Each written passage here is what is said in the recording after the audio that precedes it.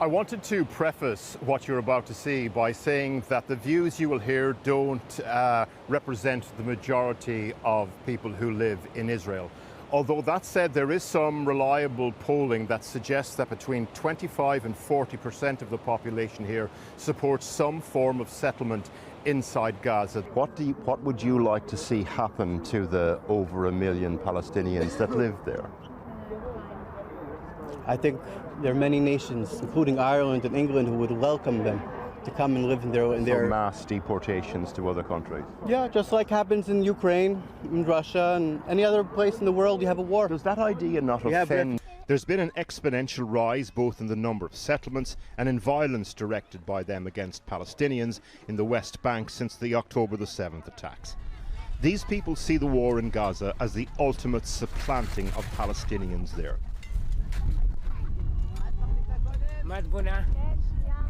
We meet Danny and Hadar Penton and their children bedding down for the night. They're so committed to the idea of resettling that part of their promised land, they bring the children to live in Gaza today.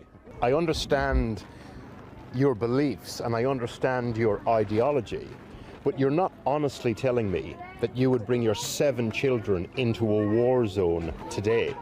Do you feel like this is your political moment? It's not a moment. It's the beginning of an era. It's the beginning of a period. It's a big change. The left is losing its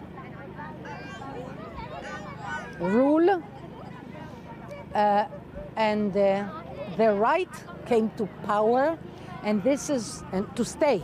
When Daniela Levi says this is a new era, this is what she means. Settlers are no longer a fringe group of militant zealots that are irrelevant. They are sharing the stage with government ministers and MPs. This is what real power looks like. May Golan is Minister for Social Equality. She is from Benjamin Netanyahu's Likud party. She wants all Gazans to leave the Strip. But what of those who don't want to leave? If it ever gets to that point, what's the government's plan?